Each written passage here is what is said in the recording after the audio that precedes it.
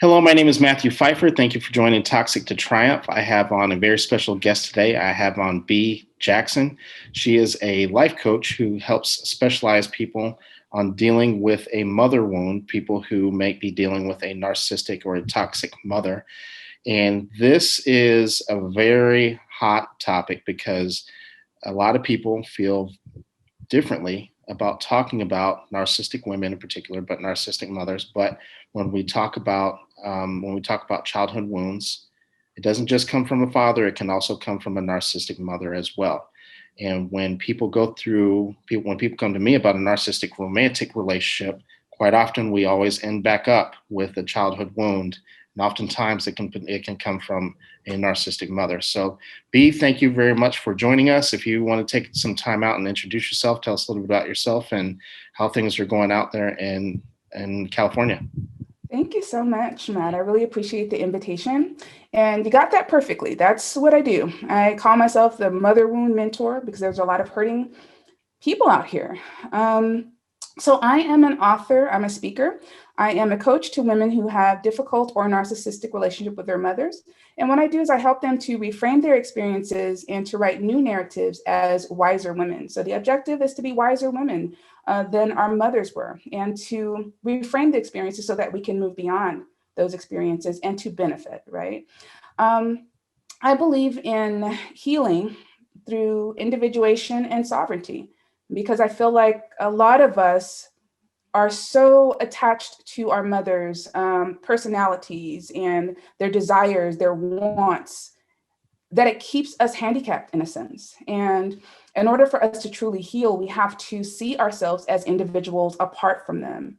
And then we have to be self governing, like feeling like we actually have a right to take full responsibility for our lives and not have to consider her and all of her issues in choosing to advocate for our own health and well-being.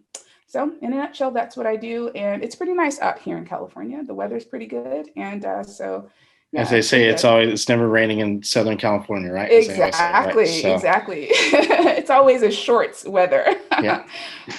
So we, I can, from my audience's perspective, I can just hear people saying, "Well, how can you even tell if you have a narcissistic mother?" Yeah. Because with mothers with narcissistic parents in general, you only get one set of parents. You don't have any other experience with anyone else. At least when you're dating a romantic partner, quite often you may have dated other people that you can say this is different from what I've experienced before. But we literally only have one mother. Can you tell if you've experienced a narcissistic mother growing up, or maybe you currently have a narcissistic mother? Yeah, I tell people all the time, they say, the characteristics, as you know, for narcissism are pretty much the same across the board. However, there are nuances in how they show up with respect to gender and culture and things like that. And so oftentimes with a mother who is narcissistic, she will become adversarial to her daughters. In some cases, she will become sexual competition for her daughters. She will go out of her way to humiliate her daughters. Things that would normally be private and discussed between a mother and a daughter then become the conversation between family members or friends or whoever will listen for the mother's enjoyment, for the purpose of humiliating her daughter, and for keeping her in a space where she is more controllable. Um, a lot of these mothers have absolutely no boundaries with respect to their daughters.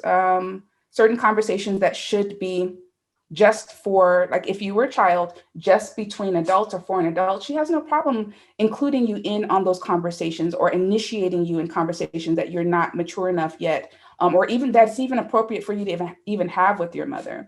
They like to sabotage, right? They like to sabotage their daughters.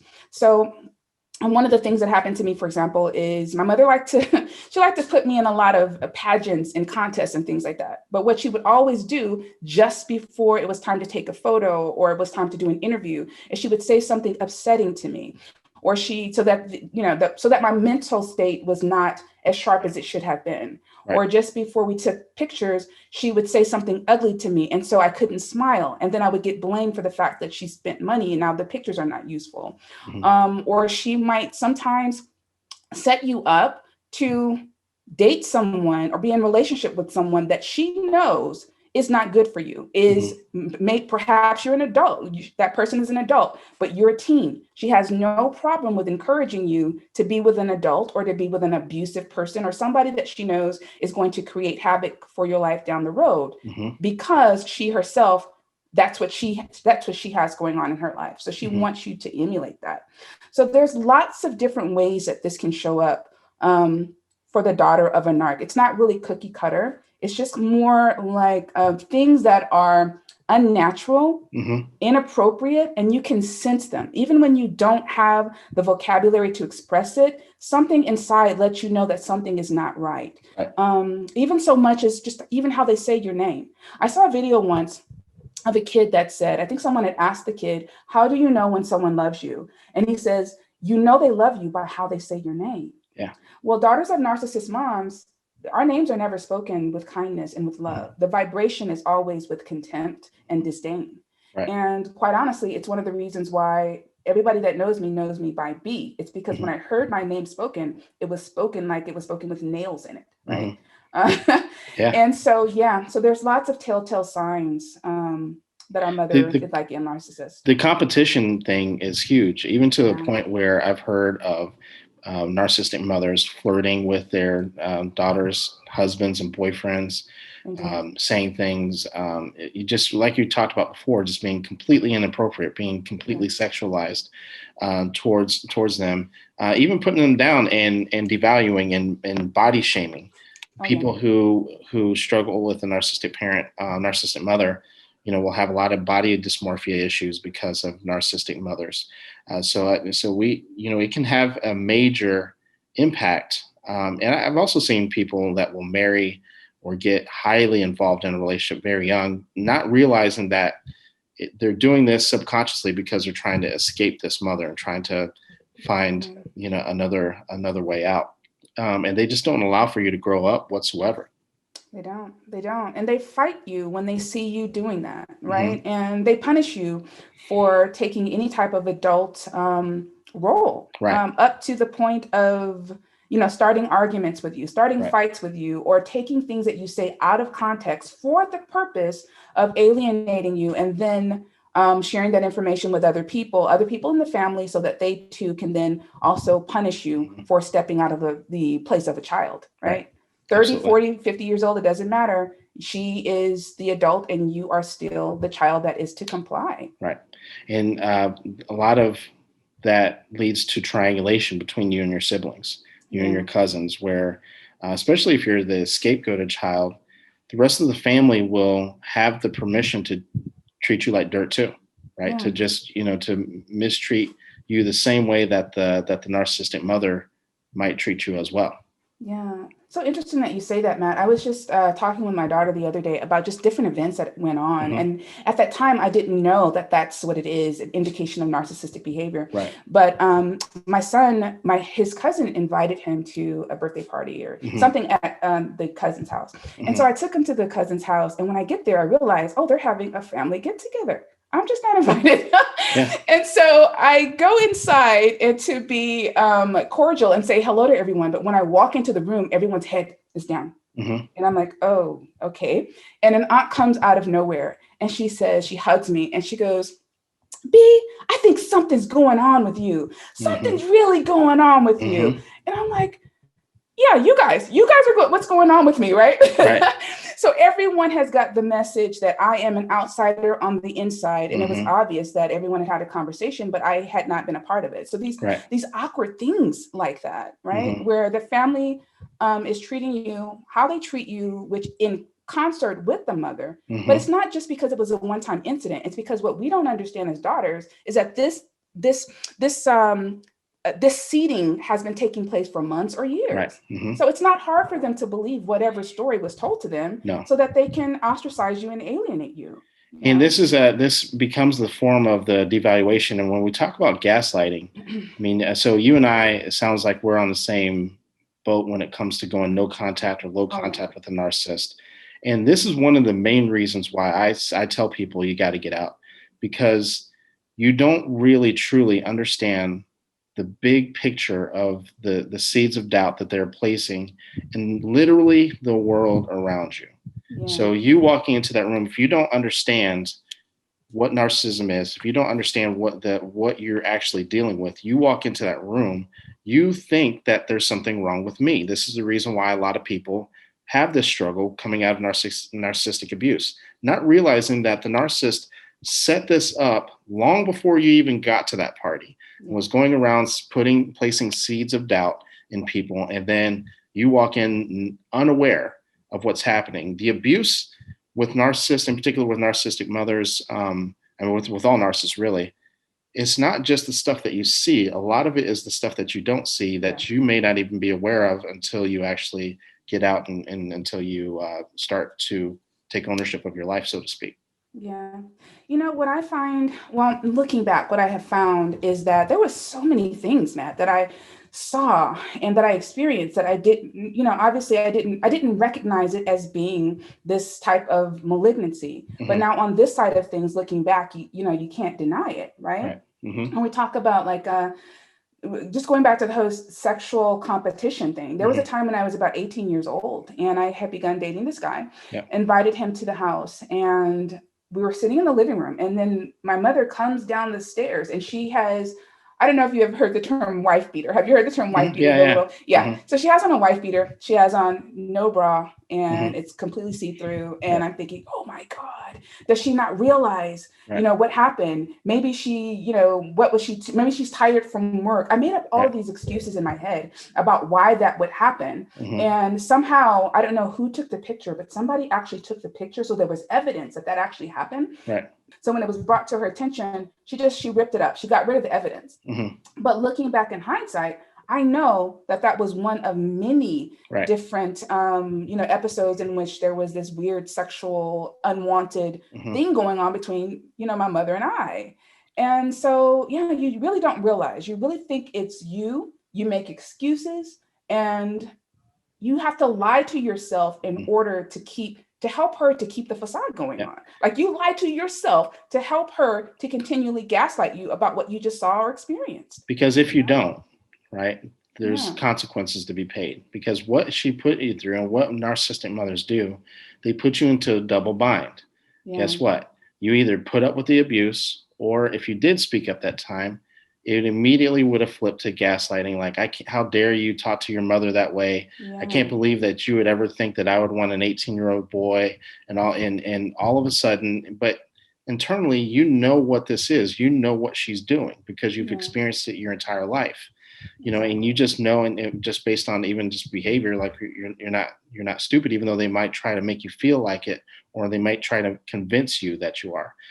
For you, when did you start to realize? I know for a lot of people that time period is very different. Of when I start to realize that what I'm going through is not normal behavior from a mother.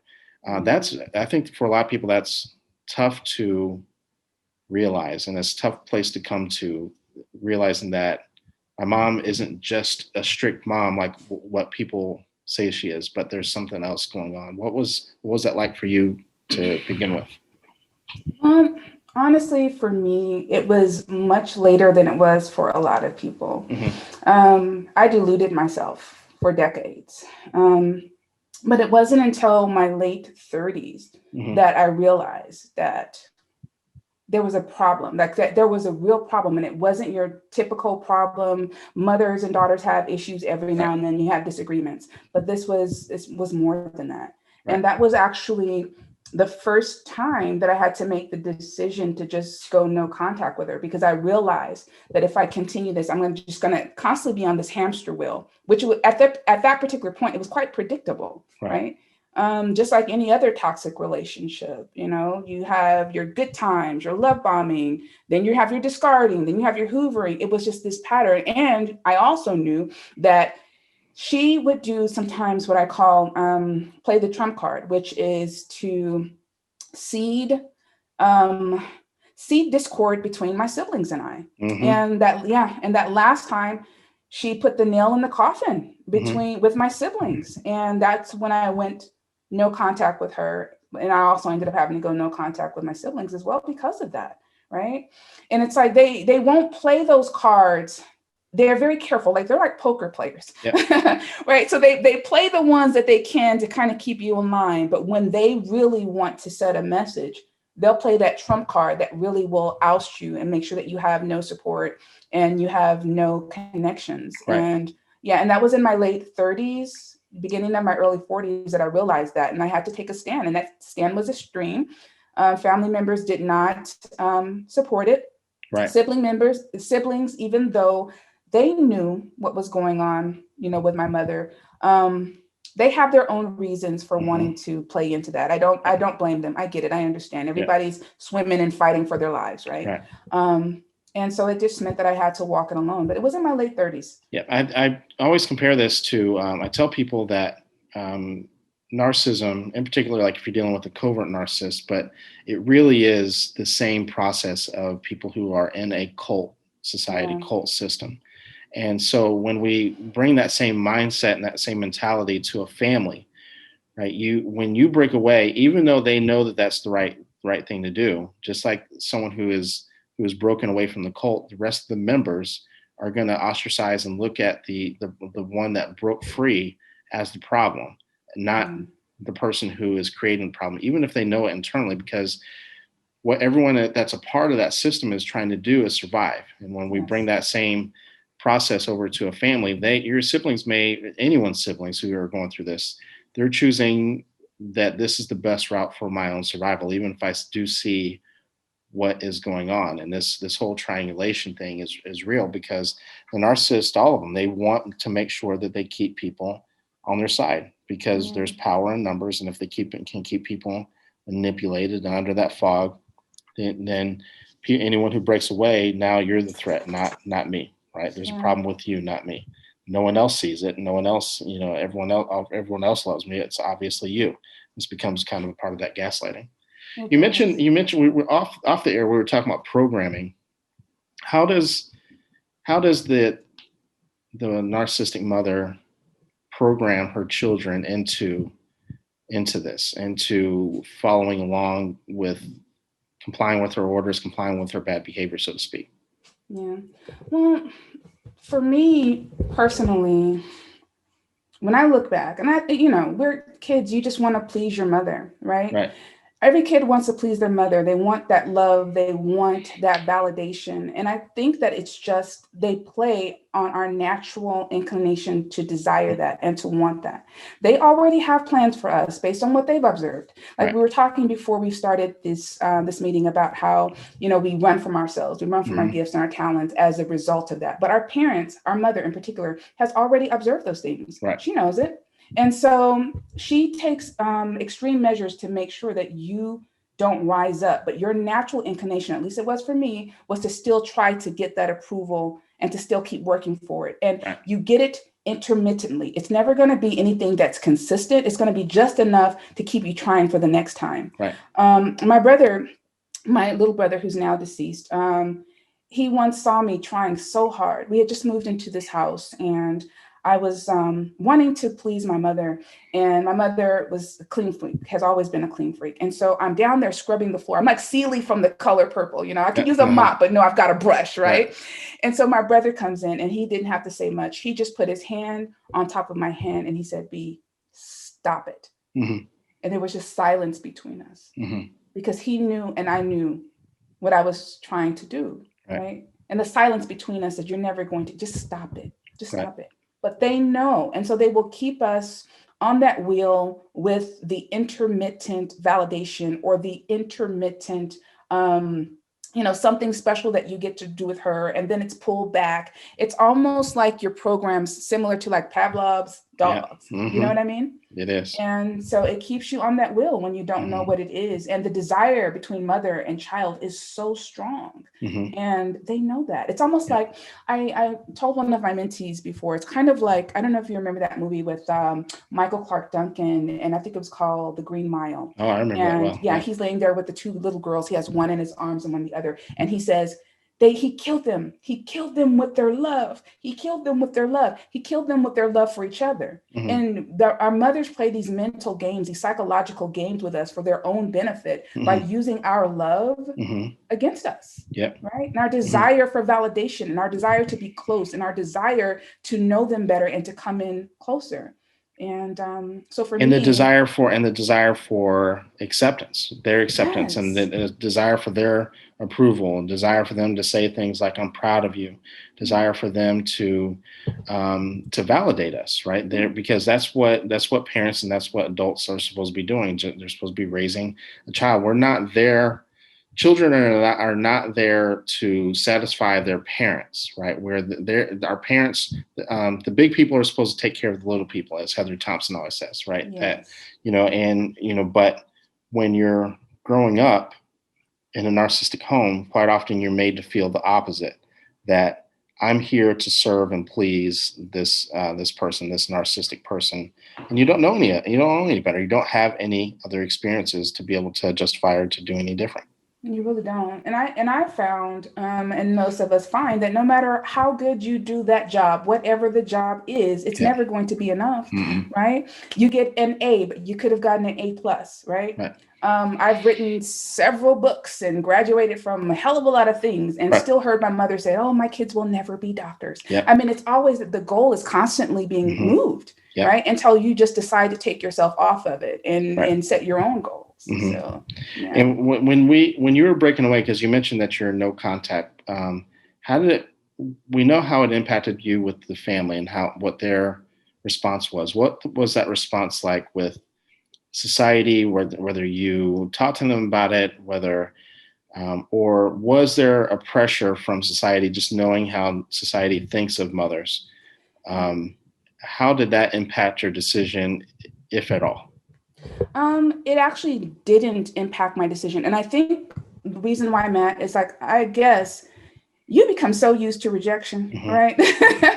It's like, I am well-versed in the art of accepting rejection, that I knew it was coming. And so it didn't faze me by that point. You almost become numb to it. Right? It's this interesting dynamic, because you come numb to it, but yet because you still want acceptance and you want approval, but you actually truly don't expect to get it at this point. You expect to be rejected. Right. And so I actually, for a long time, I didn't tell people, because it was, it's a stigma, and there's this shame attached to it, right? A shame that you don't have a relationship with your mother. You only get one mother. You just need to forgive her. Maybe you guys can work it out. Maybe you can go to all of these different things that I was expecting. And so I just didn't play into it. And so it's not so much I didn't lie about it. I just didn't acknowledge the fact to anyone that I didn't have a relationship with my mother, rather than subject myself to the ridicule. Right. And So with that said, I mean, we all have a mother wound when we have a narcissistic mother.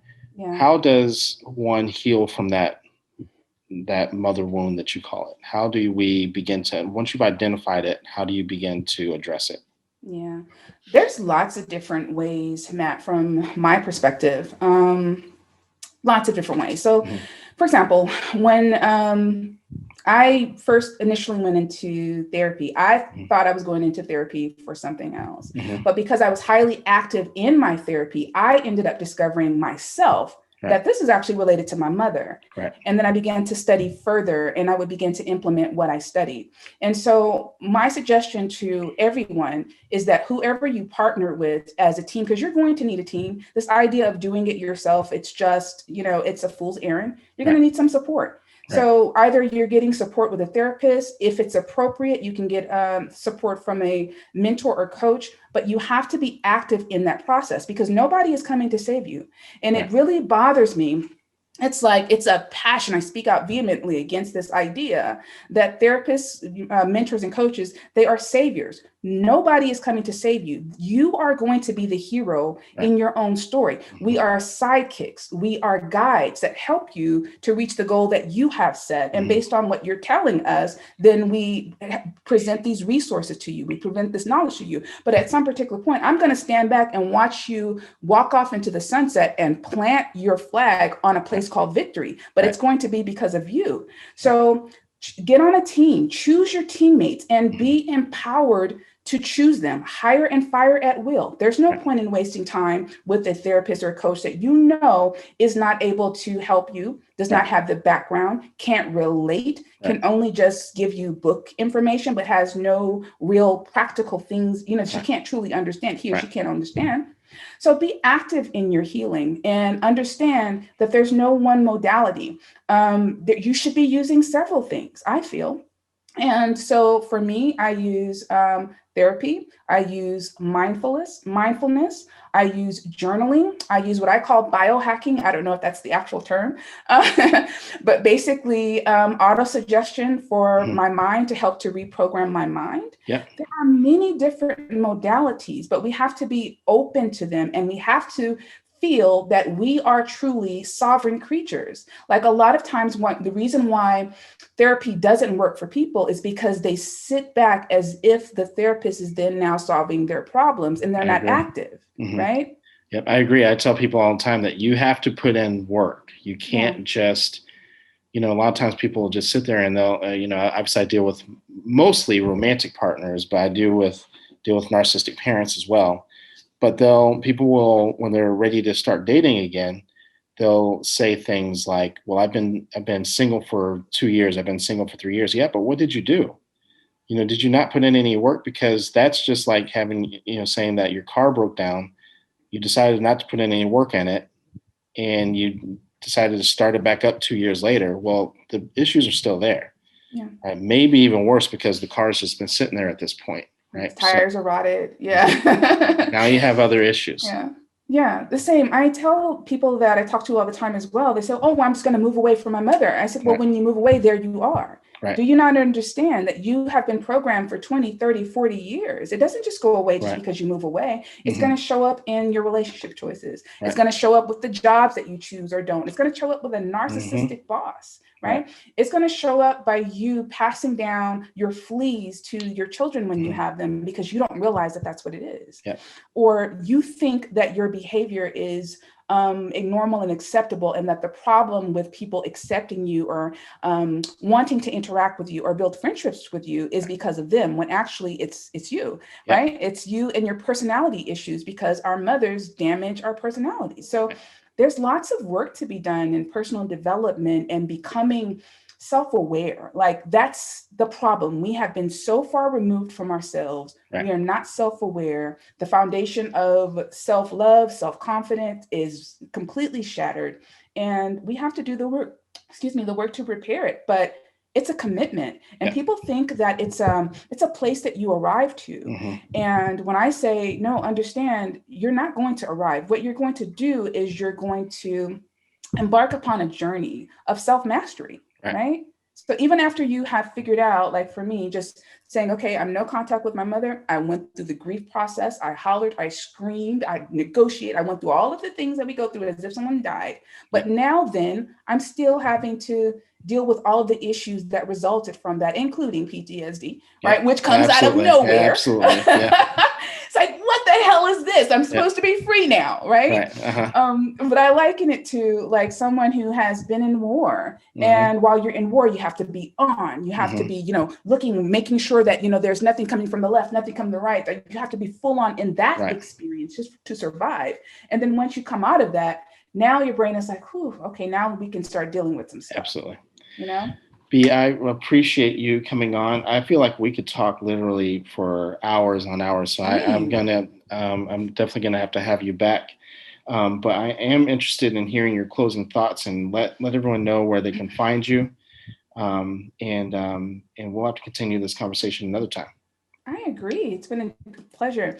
You can find me on all social media at Mother Wound Mentor, Facebook, Clubhouse, TikTok, YouTube, all of that good stuff. And I do what I call family check-ins on TikTok on Sundays, where we just check in with the family to see how you're doing, answer any questions, and just be a support. Because one of the things that we need when we are healing from narcissistic abuse is a support community, people that understand and can support us, and that we can share, and that won't judge us for the feelings and for the choices that we make. So you can find me on TikTok on Sundays for the, I call it Let's Talk About Your Mama, for the Let's Talk About Your Mama community check-in. Thank you very much. Thank you to the audience for listening. B, thank you very much. And Thank you. we will talk again soon. Awesome. Thank you, Matt.